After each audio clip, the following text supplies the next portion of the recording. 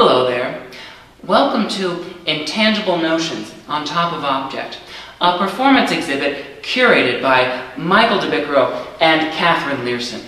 Today we will be exploring objects accumulated during our busy urban lives. Many may see these objects as trash. Today we will be exploring all of the ways in which they are treasure. Let's take a look, shall we?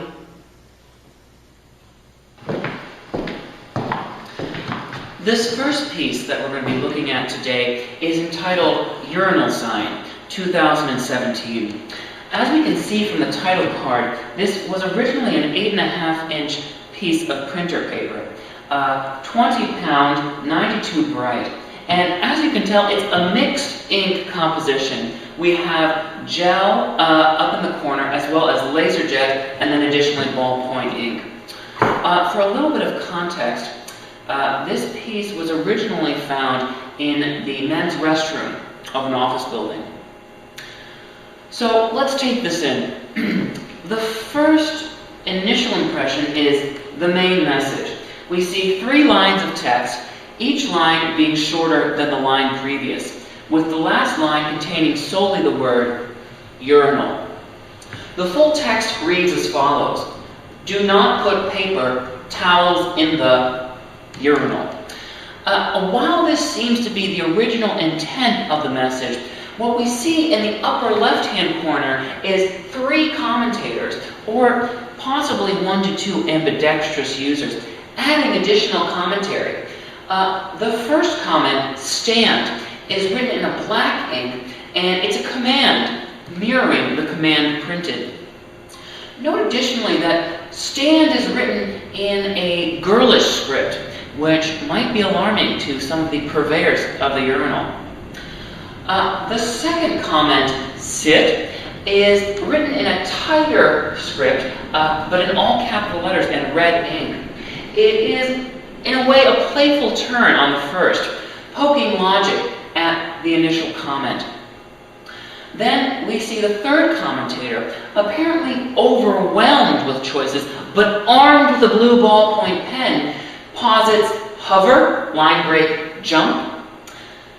Now, at first, the notion of hovering is a positive one. It seems playful, evoking notions of surrealism and magic.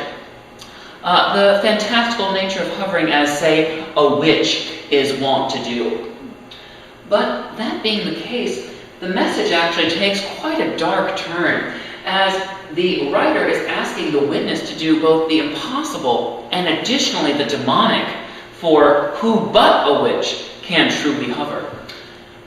Then we see a return to reality with an actually actionable action. We see jump with excess question marks. Now note, even though that may make us feel more comfortable than the demonic hover, we are still not out of the woods yet, because the witness does not know where the destination of the jump lies. Jump to safety or jump off of a cliff. Additionally, notice the fingernail pressure applied to the grouted tile edge that lies beyond the substrate. How it mars the purity of the paper. Perhaps the commentators themselves left these fingernail etchings, further proselytizing their anxieties. An impression of the cold wall from which the sign originally hung. The horizontal and vertical lines linger as a ghostly reminder of the construct of human society, both living on the grid and being confined by it.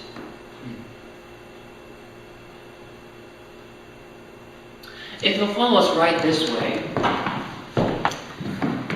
Here we have Blue Bag, 2013. This is by far the most restored piece that we have here in the collection. It was found in an old apartment, pressed between 2 pieces of cardboard. It's quite a miracle that it survived such an arduous flattening. Now, the restoration process has been quite extensive. Using iron on low heat, many of the wrinkles have been smoothed out. How you see the bag now is quite similar to how passers-by would have seen it in 2013. The bag itself has generated quite a lot of controversy because of the restoration process. Many people on the board of trustees are conflicted. How far is too far? When will the bag lose its integrity? On the one hand, restoring it to its original form can be seen as a noble pursuit. But on the other hand, don't the wrinkles simply make it it? The bag itself is noble. It projects a certain amount of self-worth. But at the same time, it's quite vulnerable in that it is inanimate. What makes us feel tenderness? These are the kinds of questions Blue Bag evokes in the viewer.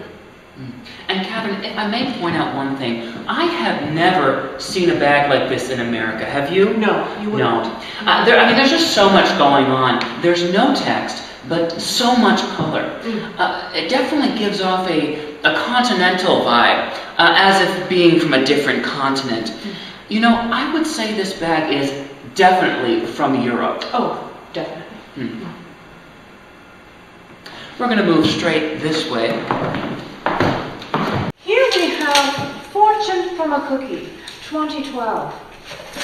Michael, will you read for us what you see written here? Yes. You will never know you're full. That's right. You will never know you're full. Now, what is the next logical word that your mind jumps to automatically when you read that? Potential. Correct. Potential. You will never know your full potential.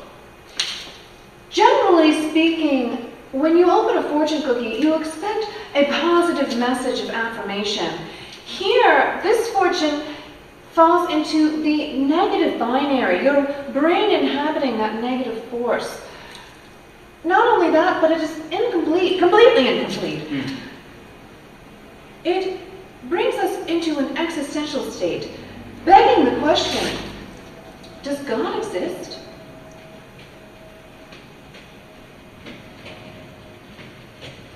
We're now going to move finally to the last piece of today's tour, entitled Keep Your Receipts, 2017. Now, the paper trail that you see before you is not showy or flashy in the traditional sense. In fact, you could argue that any single one of these receipts on its own does not warrant much attention, does not pull your focus. But lined up one after another, they march towards the future. And in that way, they also serve as a historical thumbprint to the past, signaling where we've been. The curators were able to amass such a large number of receipts over just a few short weeks. It astounded them how many they were able to get in such a short amount of time. But of course, time does make fools of us all. In fact, so many of our consumer shopping experiences today are happening online that we're living in an increasingly paperless world. They are each time stamped and dated, specific to a specific moment. And like that, they are unique, like a snowflake. Yet also like a snowflake, their beauty isn't ostentatious. You have to look for it. These receipts are the art of the everyday. To misquote Richard Moog, what if art was simply paying attention? We so often slough off the things we accrue as they burden us, but what if we were to see them as a benefit and share a gratitude for the small miracles in our everyday life? As you can see, the paper trail of the curators ends here. But on this wall, we see the contributions of gallery viewers, everyday folks, viewers like you. They have contributed to the receipt collection, adding their own instances of a paper trail. That concludes our tour of intangible notions on top of object. Thank you so much for taking the time to join us today. Yes, thank you. Salute.